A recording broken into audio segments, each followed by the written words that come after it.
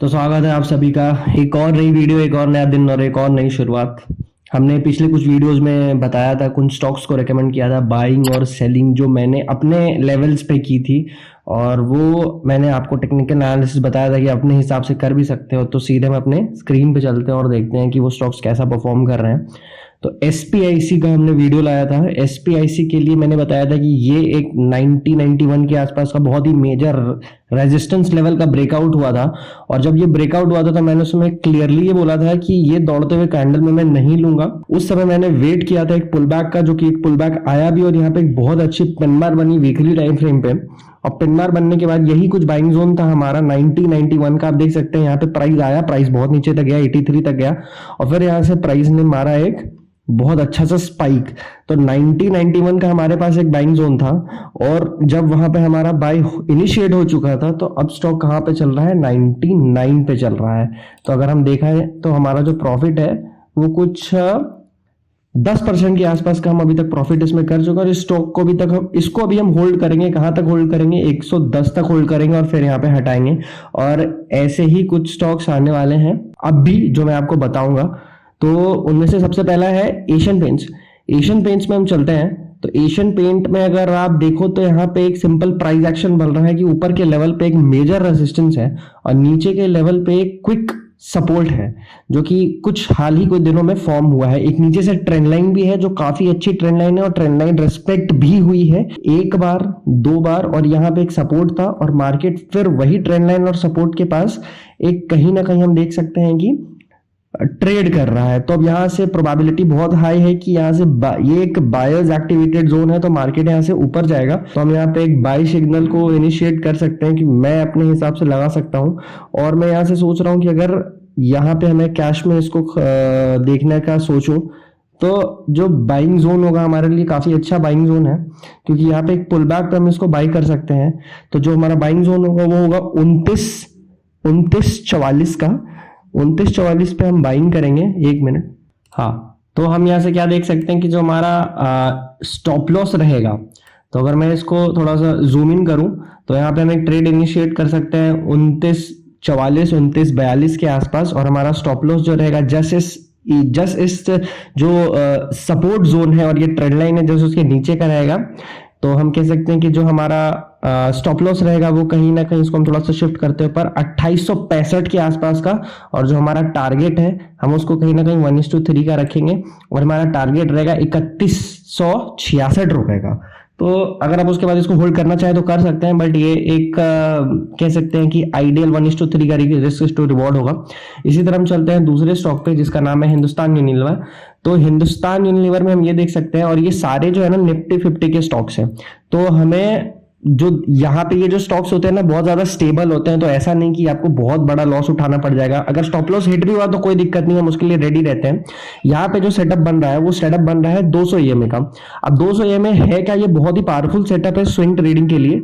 तो 200 EMA में basically होता क्या है कि अगर 200 EMA का सपोर्ट लेती है कैंडल, मार्केट 200 EMA का सपोर्ट लेता है तो अच्छा सा हमें थोड़ा समय तो जरूर लगाता है, लेकिन वहां से हमें एक अच्छा सा ट्रेड मिल जाता है। और इसी को हम पास्ट में भी देख सकते हैं कि यहाँ पे भी मार्केट ने कहीं ना कहीं इसको तोड़ा था, फिर इसका सपोर्ट लेके बहुत अच्छी सी एक अप रैली दिखाई। और अगर देखें तो ये मार्केट एकदम बुलिश बिहेवियर ही शो कर रहा है कहीं ना कहीं। यहाँ पे भी एक कह सकते थे कि हमने सपोर्ट तो नहीं लिया, बट हाँ आसपास ट्रेड कर रहा था। अगर मैं आपको एक दिखाऊं तो यहाँ पे मार्केट ने सपोर्ट लिया था और 200 EMA का सपोर्ट लिया और मार्केट वहां से फिर हमेशा ऊपर ही रहा और ये ऊपर ऊपर ऊपर ऊपर। और फिर मार्केट यहाँ पे जो है 200 EMA का सपोर्ट ले रहा है और मार्केट यहाँ से ऊपर आराम से जा सकता है, कोई दिक्कत नहीं है। क्योंकि हम जो अपना ट्रेड्स को परफॉर्म करते हैं तो कहीं ना कहीं प्रोबेबिलिटी पे करते हैं। तो अगर हमें अच्छी ट्रेड्स मिल रहे हैं तो हमें लेना चाहिए। हमारा जो एंट्री होगा वो कहीं ना कहीं इसी कैंडल पे होगा। और स्टॉप लॉस जो होगा हमारा, स्टॉप लॉस अगर देखा जाए तो स्टॉप लॉस होगा 3225 रुपए का और हमारा एंट्री हम इनिशिएट कर देंगे 3275 रुपए पे। और रिस्क टू रिवॉर्ड को हम फिर 1:3 रखेंगे।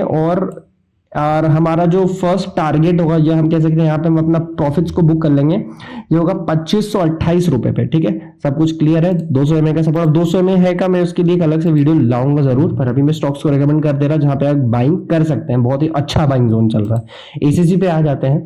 एसीसी ने भी एक ब्रेकआउट दिया है, यहाँ पे आप देख सकते हैं अब ये आप बोलोगे कि ब्रेकआउट था, लेकिन ब्रेकआउट फेलियर हो तो आपको देखने की जरूरत है कि वीकली टाइम फ्रेम पे यहाँ हुआ क्या एक्चुअली, कि वीकली टाइम फ्रेम पे यहाँ विक बनी थी। तो विक जहां बन गई तो मैं वहां पे कभी भी ट्रेड को इनिशिएट नहीं कर रहा, क्योंकि मुझे पता है कहीं ना कहीं यहाँ पे हैवी सेलिंग हो गई यहाँ पे रेजिस्टेंस जोन के पास। और फिर से यहाँ से अगर इसको देखूं मैं तो 12 सितंबर 2022 के बाद ये फेल हो गया था ब्रेकआउट। फिर उसके बाद मैं देखूं तो ये पे 12 दिसंबर 2022 फेल हो गया, और फिर फाइनली जाके इसने ब्रेकआउट दिया है 12 फरवरी 2024 को। ठीक है, तो अगर गैप देखा जाए तो कहीं ना कहीं बहुत बड़ा 2 साल का गैप है।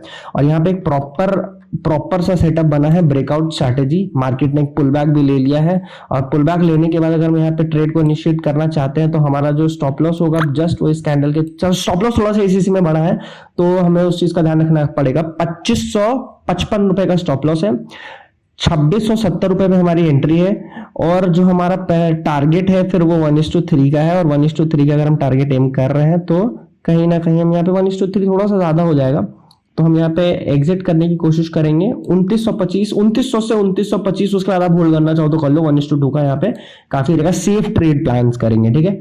तो एसीसी हो गया, कोटक बैंक पे चलते हैं। कोटक बैंक भी कहीं ना कहीं बहुत ही अच्छा वही 200 EMA वाला सेटअप बना रहा है।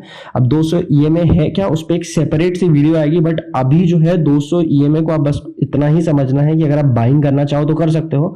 कोई प्रमोशन नहीं है कि आप बाइंग करो, मैं कोई सिग्नल नहीं दे रहा, ये एजुकेशनल वीडियो। आप अपने हिसाब से फिर एनालिसिस करो, और वीकली टाइम फ्रेम पे एनालिसिस है। ऊपर जो है बहुत तगड़ा सा रेजिस्टेंस लेवल है, पहले भी ब्रेकआउट फेल हुए हैं, बट कहीं ना कहीं अगर देखो तो अगर जिन्होंने भी यहाँ पे ट्रेड्स प्लान किए हैं तो उन्होंने एक अच्छा 10%, क्योंकि स्विंग ट्रेडिंग में 10% अगर आपने कमा चुका है तो पार्शियल प्रॉफिट बुक करना शुरू कर दो, क्योंकि ये चीज एक हफ्ते के अंदर ही हो जाता है, ठीक है। और अब देखें तो यहाँ पे पहले ही ब्रेकआउट फेल हो चुके थे और यहाँ पे एक फॉल्स ब्रेकआउट था, लेकिन अगर आप इसको मेजर करो ना तो ये सही आपको यहाँ से 14% मिल चुका। तो कहीं हमें 10% के आसपास स्विंग ट्रेडिंग में एक हफ्ते के अंदर अगर प्रॉफिट मिल चुका तो उसको बुक करना शुरू करो, और फिर अगर नहीं कर रहे हो तो दिक्कत है।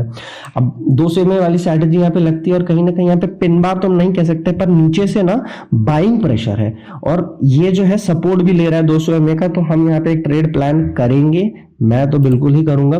मैं यहाँ पे एंट्री पॉइंट रखूंगा 1721 रुपए का, और जस्ट स्टॉप लॉस रखूंगा इसी कैंडल के नीचे का 1684 रुपए का, और जो मेरा टारगेट होगा वो यहाँ पे ज्यादा लालच तो नहीं कर रहे, 1:3 का टारगेट बहुत ज्यादा है।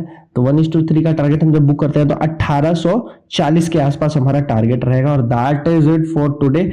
हमारा यहाँ पे जो भी है, जो एनालिसिस था वो प्रॉपर प्राइस एक्शन पे था, और कहीं ना कहीं साइकोलॉजिकल बेस्ड ट्रेडिंग हम कर रहे हैं। SPIC में हमने ऑलरेडी 10% बुक कर लिया है, और फिर ये आगे के 4 महीने बताए हैं, और इसको भी हम रेगुलर मॉनिटर करते रहेंगे कि आगे इन्होंने कैसे परफॉर्म किया। So thank you, keep supporting, keep loving. और आगे की वीडियोस में हम फिर इसी तरीके के और भी तगड़े स्टॉक्स खोजेंगे, और मैं किस तरह से स्टॉक्स को खोजता हूँ ये भी मैं आपको बताऊंगा।